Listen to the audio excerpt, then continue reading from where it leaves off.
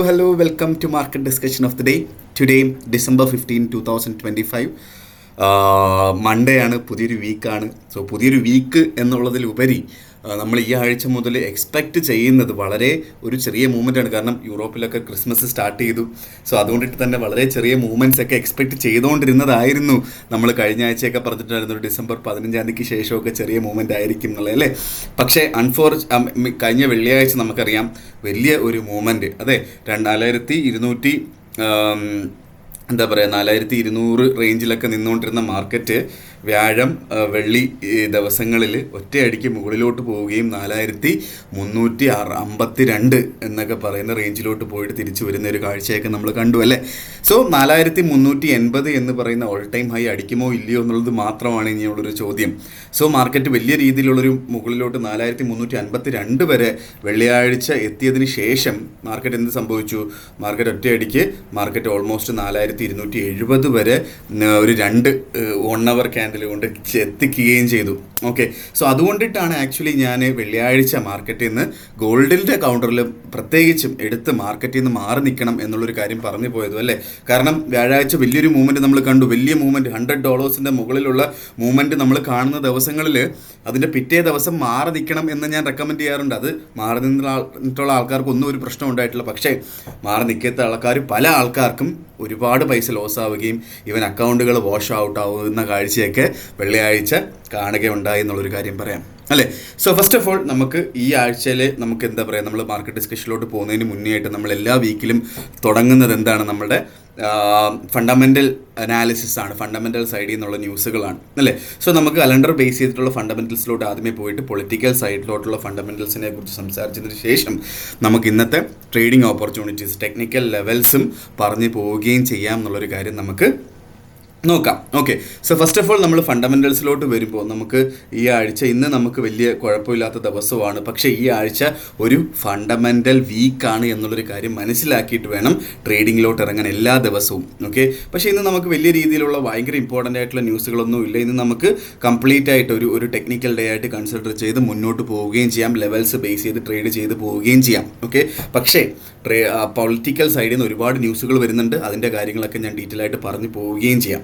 Okay, so നമുക്ക് നാളെ രാവിലെ 7 മണിക്ക് ക്ലെമന്റ് കൗണ്ട് ചേഞ്ച് യു കെയിൽ നിന്ന് വരുന്ന GBPയെ ഡയറക്റ്റ്ലി അഫക്റ്റ് ചെയ്യുന്ന ക്ലെമന്റ് കൗണ്ട് ചേഞ്ചിൻ്റെ ന്യൂസ് വരുന്നുണ്ട്. അത് വളരെ ഇമ്പോർട്ടൻ്റ് ആണ്. GBPയെ സംബന്ധിച്ചിടത്തോളം അത് വളരെ ഇമ്പോർട്ടൻ്റ് ആയിട്ടുള്ളൊരു ന്യൂസാണ്.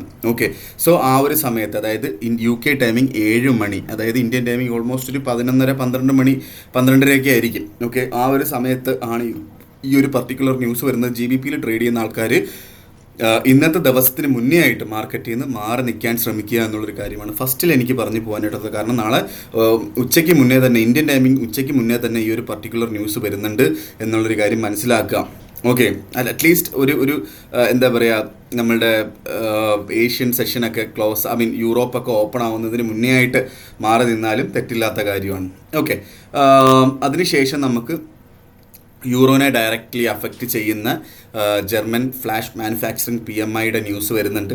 ഓക്കെ, അപ്പോൾ അത് 8:30 മണിക്കാണ്, UK ടൈമിംഗ് 8:30 മണിക്കാണ് വരുന്നത്.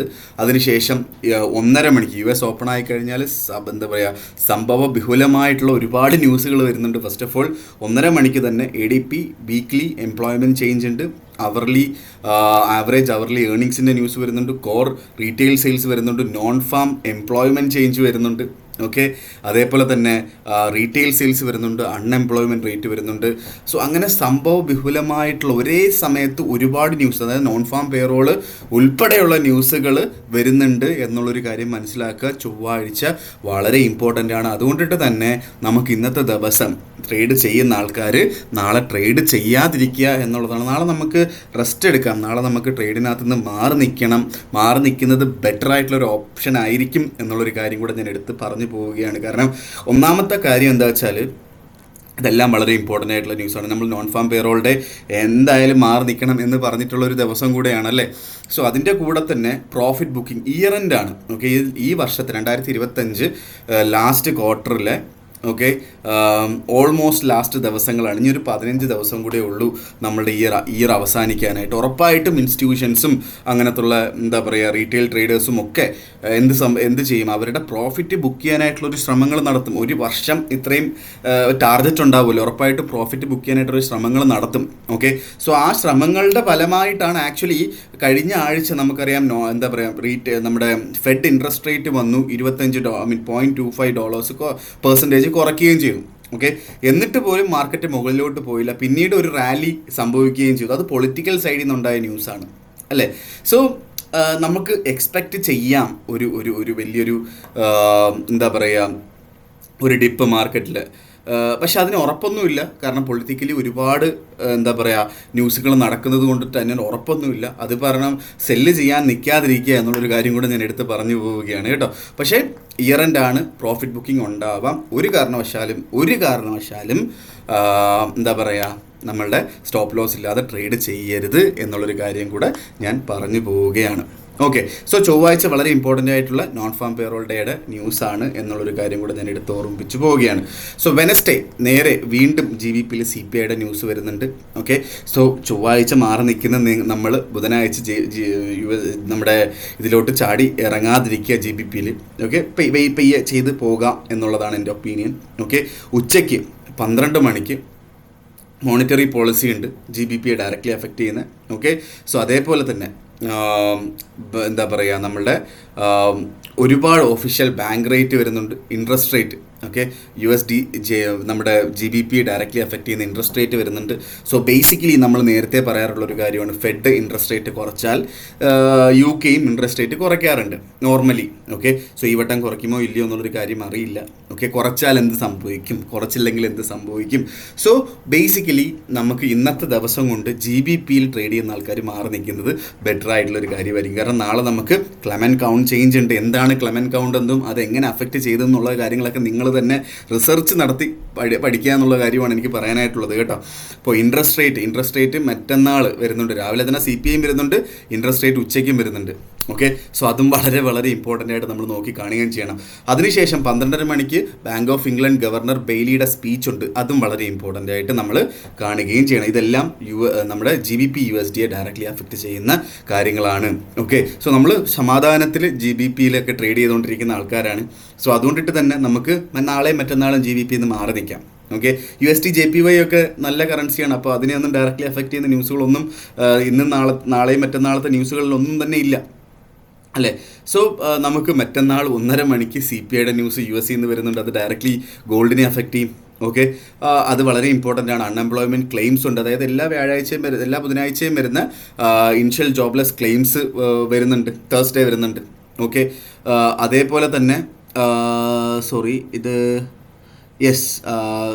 ഓക്കെ, ഇത് ബുധനാഴ്ച നമുക്ക് രാവിലെ CPIയുടെ ന്യൂസ് വരുന്നുണ്ട് നമ്മളുടെ GBP അഫക്റ്റ് ചെയ്യുന്ന. വ്യാഴാഴ്ചയാണ് കേട്ടോ ബാങ്ക് ഓഫ് ഇംഗ്ലണ്ട് ഗവർണറിൻ്റെ സ്പീച്ചും അതേപോലെ തന്നെ ഇൻട്രസ്റ്റ് റേറ്റും UKയുടെ ഇൻട്രസ്റ്റ് റേറ്റും ഒക്കെ വ്യാഴാഴ്ചയാണ് വരുന്നത്. അതേപോലെ തന്നെ CPIയുടെ ന്യൂസും വരുന്നുണ്ട്. സോ ബുധനാഴ്ച നമുക്ക് ബാക്കിയുള്ള കൗണ്ടേഴ്സിലെല്ലാം ഓക്കെയാണ്, വ്യാഴാഴ്ച മാറി നിൽക്കണം എന്നുള്ളതാണ് എൻ്റെ ഒപ്പീനിയൻ എന്ന് പറഞ്ഞു കഴിഞ്ഞാൽ.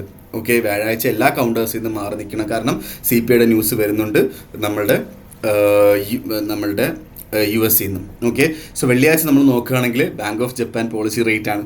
ഓക്കെ, സോ അതും വളരെ ഇമ്പോർട്ടൻ്റ് ആണ്. സോ അത് December 19th വരുന്നത്. നമ്മൾ നേരത്തെ പറഞ്ഞിട്ടുണ്ടായിരുന്നു Bank of Japan interest rate കൂട്ടാനായിട്ടുള്ള പോസിബിലിറ്റി ഉണ്ട് എന്നുള്ളൊരു കാര്യം.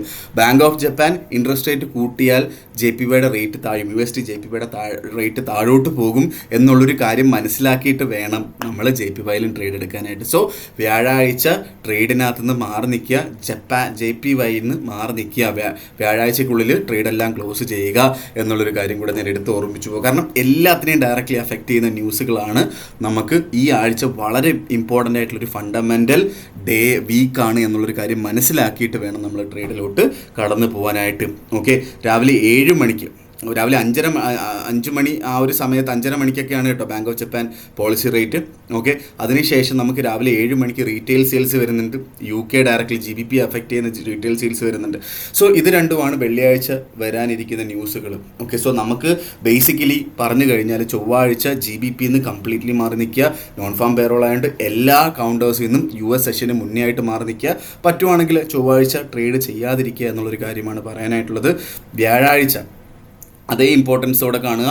വ്യാഴാഴ്ചയും ട്രേഡ് ചെയ്യുന്ന ഫുള്ളായിട്ട് മാറി നിൽക്കുക. പ്രത്യേകിച്ച് GBPയുടെ എന്തുണ്ട്, ഇൻട്രസ്റ്റ് റേറ്റ് ഡിസിഷൻ വരുന്നുണ്ട്. അതേപോലെ US CPIയുടെ ഡേറ്റയും വരുന്നുണ്ട്. ഓക്കെ, വെള്ളിയാഴ്ച ബാക്കിയൊന്നും വലിയ കുഴപ്പമില്ല. പക്ഷേ JPYയിൽ നിന്ന് മാറി നിൽക്കുക, ഇൻട്രസ്റ്റ് റേറ്റ് ആണ്. അതേപോലെ തന്നെ നമ്മളുടെ GBPയിലെ റീറ്റെയിൽ സെയിൽസും ഉണ്ട് വെള്ളിയാഴ്ച. ഓക്കെ, സോ ഈ ഒരു ദിവസങ്ങളാണ് ഇങ്ങനെ കിടക്കുന്നത്. സോ അതുകൊണ്ടിട്ട് തന്നെ നമുക്ക് തിങ്കളാഴ്ചയും ബുധനാഴ്ചയും മാത്രമാണ് പെർഫെക്റ്റ് ആയിട്ടുള്ള അത്യാവശ്യം കുഴപ്പമില്ലാത്തൊരു ദിവസമായിട്ട് കൺസിഡർ ചെയ്ത് ട്രേഡ് ചെയ്യാൻ പറ്റുന്ന ഒരു ദിവസങ്ങൾ. എക്കണോമിക് കലണ്ടർ ബേസ് ചെയ്തിട്ടുള്ള കാര്യങ്ങൾ മാത്രമേ ഞാൻ പറഞ്ഞിട്ടുള്ളൂ കേട്ടോ. ട്രേഡ് ചെയ്യാൻ പറ്റുന്ന ദിവസങ്ങൾ, ബാക്കി ദിവസങ്ങൾ ഇപ്പോൾ വെള്ളിയാഴ്ച എടുത്തു കഴിഞ്ഞാൽ നമുക്ക് വേണമെങ്കിൽ GBPയും അതേപോലെ തന്നെ JPYയുടെയും കൗണ്ടർ മാറ്റിക്കഴിഞ്ഞാൽ ബാക്കി എല്ലാത്തിനകത്തും ട്രേഡ് ചെയ്ത് പോകും. ഗോൾഡും യൂറോയൊന്നും ട്രേഡ് ചെയ്യുന്നുണ്ട്, കുഴപ്പമില്ല. പക്ഷേ ഇതെല്ലാം ട്രേഡ് ചെയ്ത് കഴിഞ്ഞാൽ നമ്മൾ സ്റ്റോപ്പ് ലോസ് ഇട്ട് തന്നെ ട്രേഡ് എടുക്കണം എന്നുള്ള ഒരു റെക്കമെൻഡേഷൻ മാത്രമാണ് എനിക്ക് എടുത്ത് പറഞ്ഞു പോകാനായിട്ടുള്ളത്. ഓക്കെ, സോ നമ്മൾ കണ്ടു വെള്ളിയാഴ്ച വലിയ മൂവ്മെൻറ്റുകൾ നമ്മൾ കണ്ടിട്ടുണ്ടായിരുന്നു. അപ്പോൾ പല ആൾക്കാരും ഇൻട്രസ്റ്റ് റേറ്റ് കുറച്ചത് കൊണ്ടിട്ടാണ് അങ്ങനത്തുള്ള ഒരുപാട് കാര്യങ്ങൾ പറഞ്ഞു പോവുകയും ചെയ്യുന്നു അല്ലേ. സോ ബേസിക്കലി ഇൻട്രസ്റ്റ് റേറ്റ് കുറച്ചു, അത് വലിയൊരു മൂവ്മെൻറ്റ് ഉണ്ടാക്കി. 4,000 ഞാനിപ്പോഴും 2000 നിൽക്കുന്നത് 4,200 നിന്ന് 4,250 വരെയൊക്കെ മാർക്കറ്റ് വെള്ളിയാഴ്ച പോയിട്ടുണ്ടായിരുന്നു അല്ലേ. സോ അതിനുശേഷം മാർക്കറ്റ് തിരിച്ച് വീണ്ടും 4,200 വന്ന് വ്യാഴാഴ്ച ഉച്ചയ്ക്കുള്ളൊരു ക്യാൻഡിലാണ് ഒറ്റയടിക്ക് മുകളിലോട്ട് പോയി 4,352 റേഞ്ചിലോട്ടൊക്കെ വെള്ളിയാഴ്ച മാർക്കറ്റ് സഞ്ചരിക്കുകയും ചെയ്തു. ഓക്കെ, സോ ഇത് നമ്മുടെ ഇൻട്രസ്റ്റ് റേറ്റ് കൂട്ടിയതിനേക്കാട്ടിലും ഉപരി നാറ്റോയിലുണ്ട്, US ഉണ്ടായ കുറച്ച് എന്താ പറയുക കുറച്ച് കാര്യങ്ങളാണ്. യൂറോപ്പും US തമ്മിലുള്ള ചെറിയൊരു ഫ്രിക്ഷനാണ് അതിനകത്ത് മാർക്കറ്റ് ഗോൾഡ് വീണ്ടും മുകളിലോട്ട് പോകാനായിട്ടുള്ളൊരു റീസൺ. അത് നമ്മൾ ഓൾറെഡി വെള്ളിയാഴ്ച പറഞ്ഞിട്ടുള്ളൊരു കാര്യം തന്നെയാണ്. യൂറോപ്പ് കൂടുതൽ റെസ്പോൺസിബിലിറ്റി 2027 ആകുമ്പോഴത്തേക്കും നാറ്റോയിൽ എടുക്കണം. ഓക്കെ, കൂടുതൽ എന്താ പറയുക നാറ്റോയുടെ എന്താ പറയുക ഒരുപാട് കാര്യങ്ങൾ, മിലിറ്ററി ആണെങ്കിലും അതേപോലെ മിസൈൽസ് ആണെങ്കിലും അങ്ങനത്തുള്ള ഒരുപാട് കാര്യങ്ങളുടെ റെസ്പോൺസിബിലിറ്റി കൂടുതൽ ഫണ്ടിങ് ചെയ്യണം. യുഎസിനെക്കാട്ടിൽ കൂടുതൽ ഫണ്ടിങ് യൂറോപ്പ് ചെയ്യണം എന്നൊക്കെയുള്ള കാര്യങ്ങൾ US പറയുകയുണ്ടായി. സോ അതും ഉറപ്പായിട്ടും എന്ത് സംഭവിക്കും, ഗോൾഡിനെ ബുള്ളിഷ് ആക്കുകയാണ് ചെയ്യുന്നത്. അതേപോലെ തന്നെ യൂറോ USD GBP USD ഒക്കെ ബെയറിഷ് ആക്കുകയാണ് അങ്ങനത്തുള്ള ന്യൂസുകൾ ഉണ്ടാകുന്നതിലൂടെ സംഭവിക്കുന്നത്. ഓക്കെ, അതേപോലെ യൂറോപ്പും പറഞ്ഞു. യൂറോപ്പ് എന്താണ് പറഞ്ഞത്, സോ US കൂടുതൽ പൊളിറ്റിക്കൽ ആയിട്ടുള്ള കാര്യങ്ങളിൽ എന്താ പറയുക ഇടപെടാതിരിക്കുക എന്നുള്ള കാര്യങ്ങളൊക്കെ യൂറോപ്പും പറഞ്ഞു എന്നുള്ളൊരു കാര്യം കൂടെ മനസ്സിലാക്കി. ഇതൊക്കെ ഒരു അൺസർട്ടൺ സിറ്റുവേഷനാണ് ഉണ്ടാക്കുന്നത് പൊളിറ്റിക്കൽ സൈഡിൽ നിന്ന്.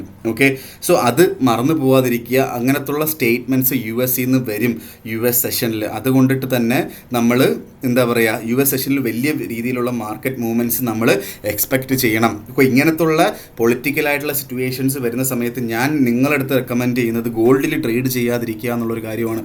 സോ വീണ്ടും നമ്മൾ ഗോൾഡിൽ ഒന്ന് തൽക്കാലം ഗോൾഡിൽ നിന്ന് മാറി നിൽക്കുക എന്നുള്ളൊരു കാര്യമാണ് എനിക്ക് പറഞ്ഞു പോകാനായിട്ടുള്ളത്.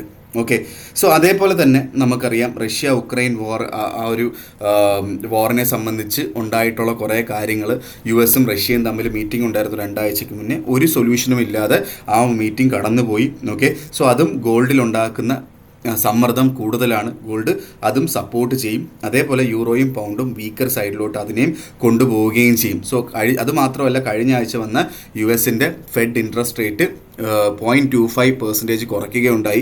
അതും ഗോൾഡിനെ സപ്പോർട്ട് ചെയ്ത് മുകളിലോട്ട് കൊണ്ടുപോകാനായിട്ടുള്ള പോസിബിലിറ്റിയാണ്. അതായത് ഫണ്ടമെൻ്റൽ സൈഡിൽ നിന്ന് ഗോൾഡിന് നല്ല രീതിയിലുള്ള അപ് ട്രെൻഡാണ് കാണിക്കുന്നത്. അതുകൊണ്ടിട്ട് തന്നെ എനിക്ക് ഇത് പറയാനായിട്ടുള്ള റീസൺ ഗോൾഡിനകത്ത് സെൽ സൈഡ് നിൽക്കാതിരിക്കുക എന്നുള്ളൊരു കാര്യമാണ് എനിക്ക് പറഞ്ഞു പോകാനായിട്ടുള്ളത്. ഗോൾഡിൽ ബൈ സൈഡിൽ നിൽക്കുക. ബൈയിൽ ഇവിടെ വെച്ച് ബൈ ചെയ്യണം എന്നുള്ളതല്ല ഞാൻ പറയുന്നത്. ഒരു ഡിപ്പിൽ കിട്ടിയാൽ ബൈ ചെയ്ത് മുന്നോട്ട് പോവുക എന്നുള്ളൊരു കാര്യമാണ് എനിക്ക് പറയാനായിട്ടുള്ളത്. സ്റ്റോപ്പ് ലോസുകൾ ഇടുക. അതേപോലെ തന്നെ ചെറിയ ലോട്ട് സൈസ്, ഫോർ എക്സാമ്പിൾ ഇപ്പോൾ ഒരു ലോട്ട് ചെയ്യുന്ന ഒരാൾ ഒരു 0.2 ലോട്ടിൽ കൂടുതൽ എടുക്കാതിരിക്കുക. 0.1 ലോട്ട് ചെയ്യുന്ന ഒരാൾ 0.02 0.03 ലോട്ടിൽ കൂടുതൽ ചെയ്യാതിരിക്കുക. പ്രോപ്പറായിട്ട് സ്റ്റോപ്പ് ലോസ് ഇടുക. സ്റ്റോപ്പ് ലോസുകൾ ഇടാൻ നേരത്ത് വൈഡായിട്ട് ഇട്ട് പോവുക.